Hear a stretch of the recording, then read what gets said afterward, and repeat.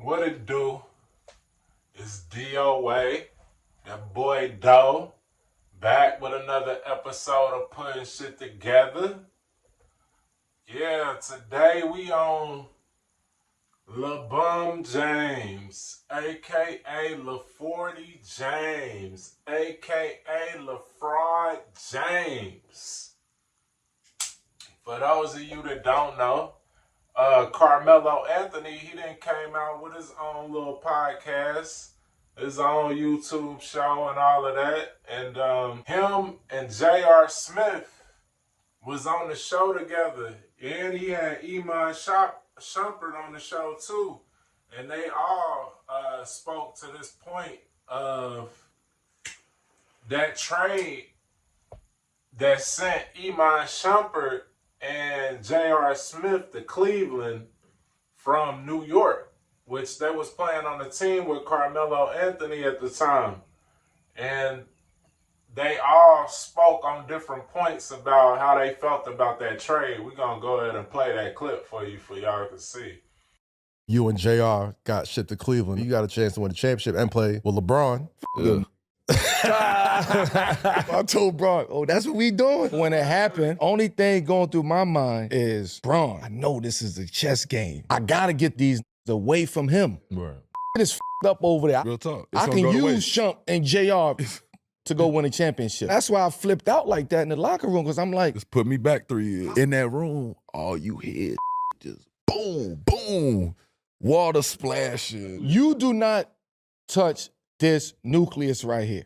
I don't give a what you do. I said, yo, y'all can't say to me. Do you know what the y'all just did? You gonna send him to him? You gonna send him to him? Loud. We're building to go against this. You gonna, what? Y'all don't give a about me. This is nasty. This put them over the top. This is for you. Yeah, this is something that I've always wondered about, which was how Carmelo Anthony felt about LeBron James's career and some of the turns that his career took. And basically Carmelo's treatment in juxtaposition to LeBron James. I've always wondered how Carmelo felt about it, because I'm one of them dudes who, I guess I got an eye for these rivalries, and I got an eye for certain types of tension. Like I pointed out to y'all in another video, Deshaun Watson and Lamar Jackson have been rivals since college. And it looks like the powers that be have chosen one of them that they feel like they're going to support over the other one. That being Lamar Jackson, of course. Y'all see Deshaun Watson's career kind of got destroyed by some allegations. And what's that lawyer y'all niggas love to hate now that's suing Shannon Sharp? Tony Busby. He was behind the Deshaun Watson lawsuit as well. So, you know, a lot of people are saying it's a shakedown when it's involving Shannon Sharp, and now we see it happen, or we saw it happen to Deshaun Watson.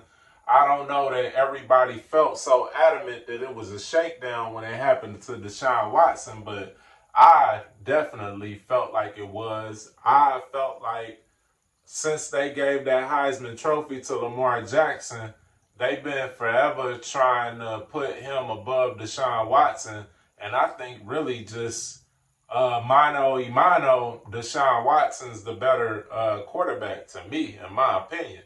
I also felt like Carmelo Anthony was the better basketball player just by the eye test back when they first entered the league. Of course, we got to see Carmelo Anthony play in college 1 year at Syracuse, in which he won the national championship.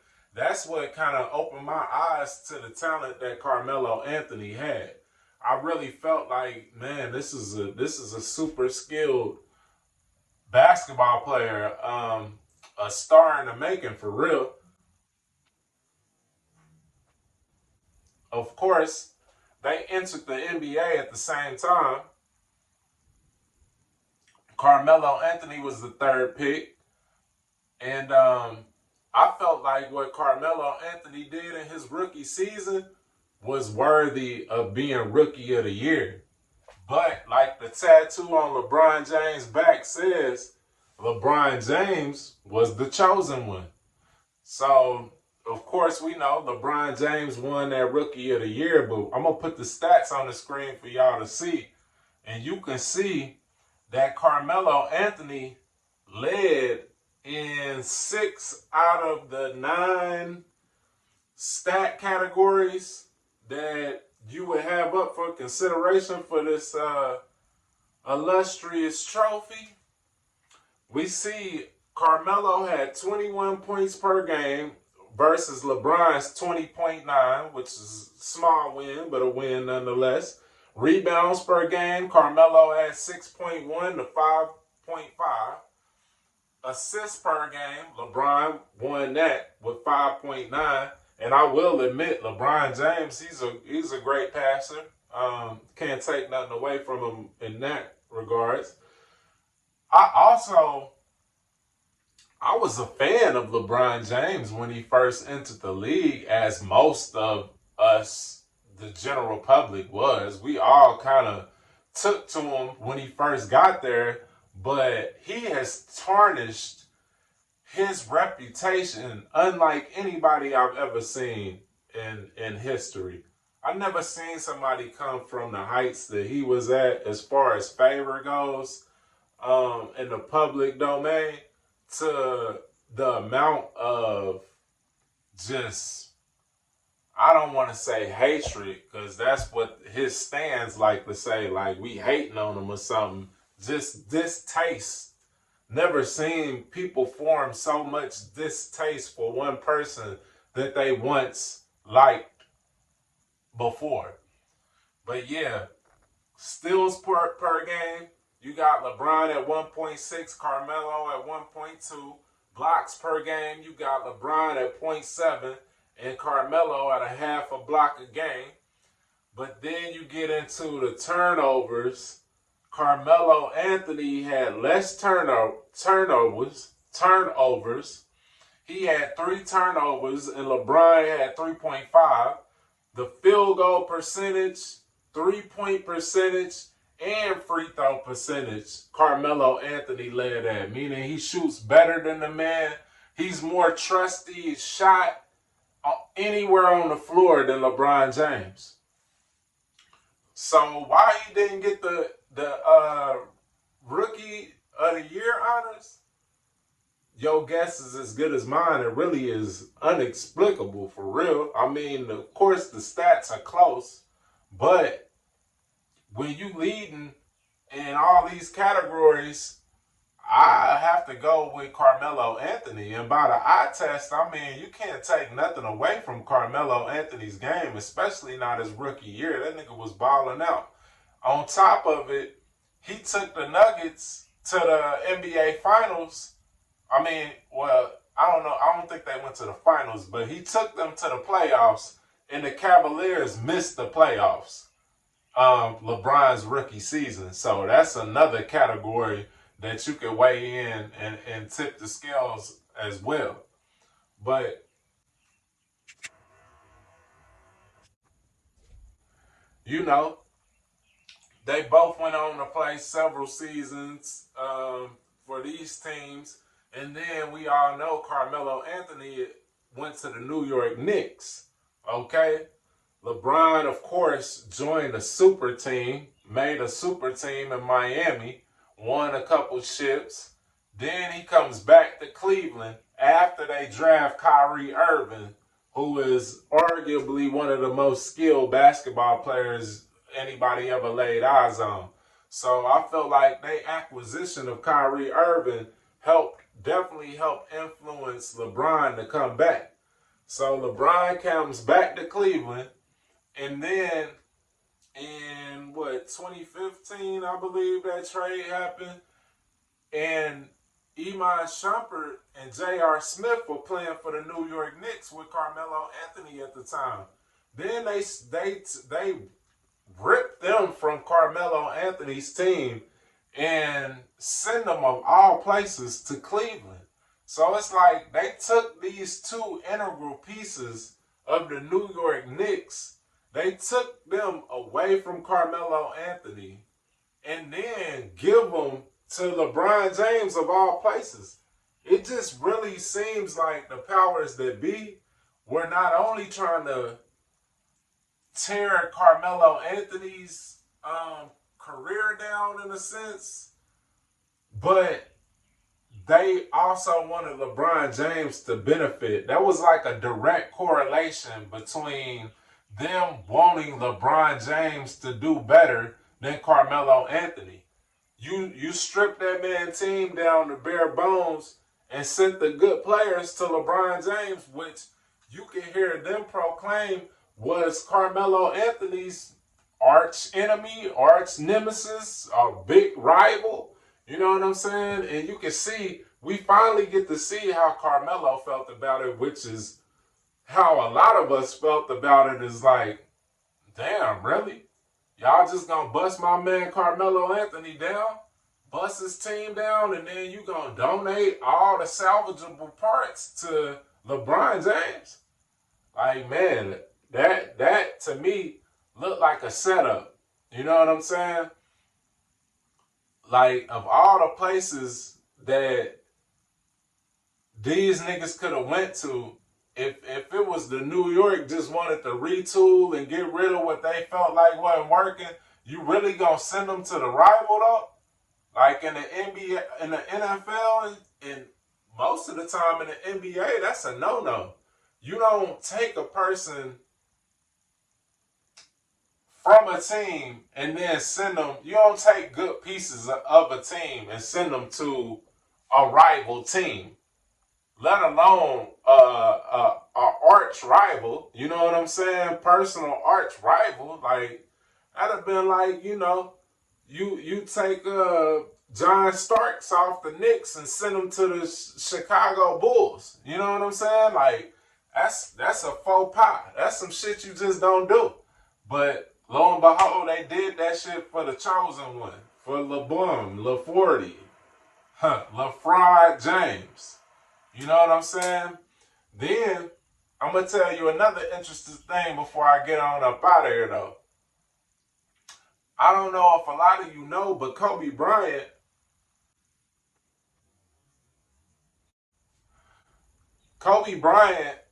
had a lawsuit against a pharmaceutical company called High Tech. In 2017 is when he filed a lawsuit. They were trying to use the Black Mamba for one of their pharmaceutical products. And Kobe felt like that was going to make him look like he co-signed this product, which I guess he didn't. You know what I'm saying? So he sued this pharmaceutical company in 2017. Now, there is a lot of conspiracies out there that because he went to war with this pharmaceutical company, that kind of led to his death. I don't know, what was that, 2020 maybe? Yeah, it was 2020 because they actually settled this lawsuit a few weeks before the helicopter crash. So a lot of people were kind of on the fence about whether that had any influence on his death. But what I will tell you is it do seem like the NBA and the powers that be kind of fell out of good graces in favor with Kobe Bryant around the 2017, because then the Lakers take in LeBron James in 2018. You see what I'm saying? And we all know Kobe Bryant was not fond of LeBron James. So I feel like it was a chess move on the NBA owners, the leaders of the media, whatever you want to call it, whoever's pulling the strings behind the scenes. I feel like that was a strategic move on their part. they kind of wasn't feeling Kobe no more because he might have been going at this pharmaceutical company, or he was trying to go heads up with some of their companies and some of the people they was in cahoots with, and because of that, they kind of did some spiteful shit.